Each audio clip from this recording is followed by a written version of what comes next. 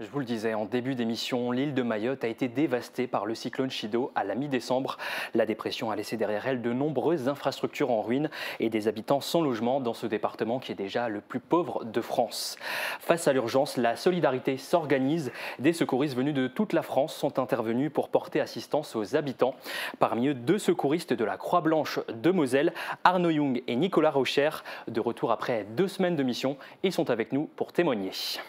Bienvenue à tous les deux, merci d'avoir accepté notre invitation. Vous êtes partis à Mayotte à la mi-janvier, un mois après le passage du cyclone Chido. Avant de rentrer dans les détails, comment cette opération s'est-elle ficelée ?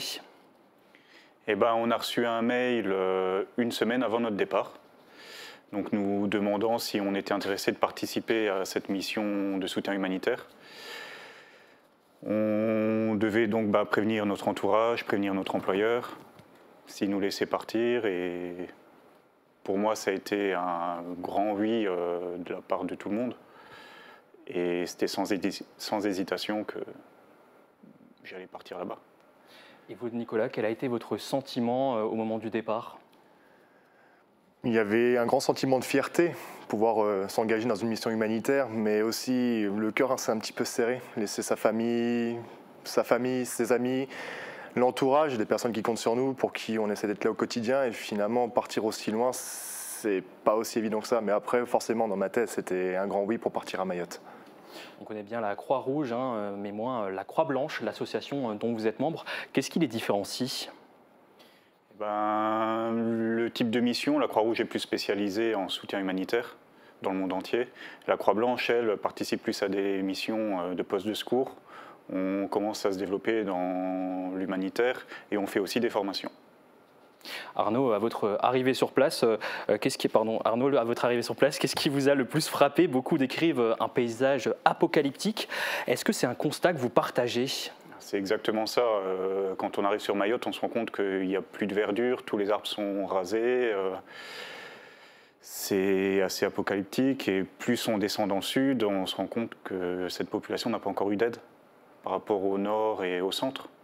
Donc oui, c'est des paysages assez chaotiques. Je me tourne vers vous, Nicolas. Qu'est-ce qui vous a frappé personnellement quand vous êtes arrivé sur place à Mayotte ? Je rejoins son opinion. C'est vraiment le fait d'arriver, de voir ces terres complètement rasées. Comme dit, oui, c'est vraiment le chaos, c'est désertique, c'est apocalyptique.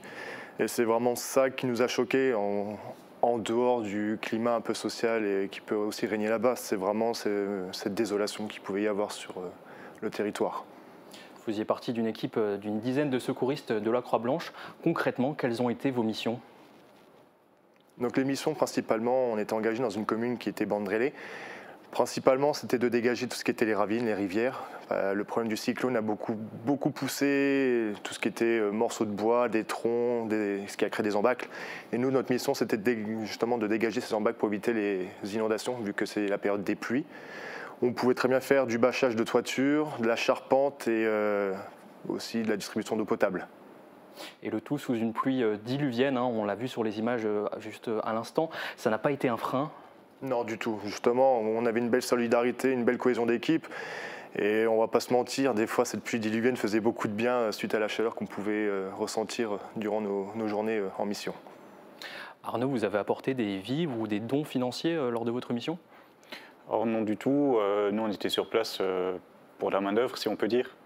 Donc on a pu participer à une distribution d'eau potable qu'on fabriquait nous-mêmes avec un appareil destiné à ça. Et par contre, on intervenait, comme dit, sur du tronçonnage. Donc on a ramené notre propre matériel. On avait à peu près 1 tonne de matériel avec nous.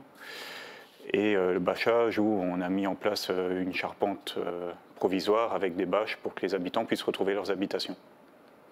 Et donc, hormis les difficultés qu'on vient d'évoquer depuis le début de cette interview, à quelles autres difficultés, problèmes sont confrontés toujours à l'heure actuelle les Mahorais ?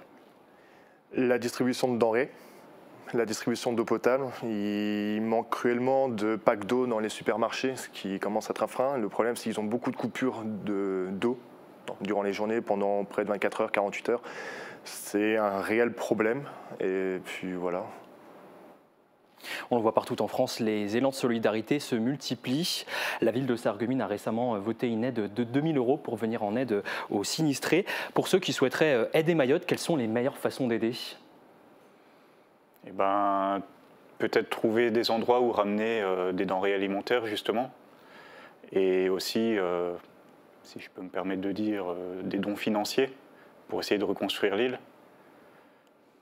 Auprès de quelles associations on peut faire ces dons financiers? Vous pouvez peut-être nous en citer quelques-unes? Je pense que la Croix-Rouge organise ce type de récolte, de dons, et peut-être des autres associations locales qu'on ne connaît peut-être pas forcément, qui se sont créées pour ça, justement. Nicolas, revenons-en à votre association, la Croix-Blanche. Il y a 4 antennes en Moselle. Vous faites partie de celle de l'hôpital Carlin. Combien de bénévoles y sont engagés et avez-vous besoin de renforts? Carlin l'hôpital, ce sera peut-être plus Arnaud. Moi, c'est plus côté Falsbourg. Donc, nous, on est déjà une bonne vingtaine. On a la chance d'avoir des services civiques, des missions civiques qui viennent justement renforcer nos rangs. Après, comme dit, au vu du nombre de dispositifs de premier secours qui grandissent, toutes les mains seront les bienvenues. On n'a pas de chiffre vraiment approximatif nécessaire, mais plus on aura de personnel et mieux ce sera. Et alors, quel type de profil recherchez-vous? Des personnes qui peuvent travailler en équipe, qui ne rechignent pas la tâche, peut-être des fois se retrouver les pieds dans la boue, ce qui peut être très probable. Et non, des personnes qui aiment travailler en équipe, principalement ça, avec une bonne mentalité, c'est très très bien. Au-delà des missions humanitaires, vous intervenez régulièrement ici dans le territoire, dans l'arrondissement de Bitche et Sarreguemines, notamment lors des grands événements. Oui, tout à fait. On intervient par exemple sur la cavalcade de Sarreguemines, dimanche. Et on est intervenu aussi sur des catastrophes comme les inondations qu'il y a eu l'année dernière. On intervient sur le Galaxy d'Amnéville pour tout ce qui est concerts et événements. On peut intervenir sur d'autres événements locaux dans la Moselle. Parmi toutes les missions que vous avez faites, y compris celle de Mayotte, est-ce qu'il y en a une qui vous a marqué plus que les autres?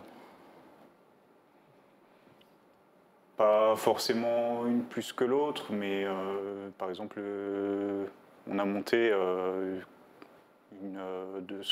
entre 200 et 300 lits pour héberger les gens du TGV là, qui ont été bloqués sur Forbach, où là, on avait cette détresse des gens qui étaient bloqués une journée complète, où ils ont pu discuter avec nous, on a pu échanger avec eux. C'était quand même assez on va dire, compliqué. Une dernière question avant de se quitter, comment peut-on vous soutenir? Bien évidemment, en faisant des dons. La Croix-Blanche a grandement besoin de dons, ça reste une association, une fédération, et dans tous les cas, il faut toujours du besoin. Au niveau de l'argent, on en a toujours besoin pour pouvoir acheter du matériel, financer des formations, et donc forcément, les dons seront toujours les bienvenus pour nous aider à continuer ce genre de missions humanitaires ou alors des missions locales. Merci beaucoup à vous deux d'être venus sur ce plateau et d'avoir répondu à nos questions. Restez avec nous sur Mosaïque Cristal.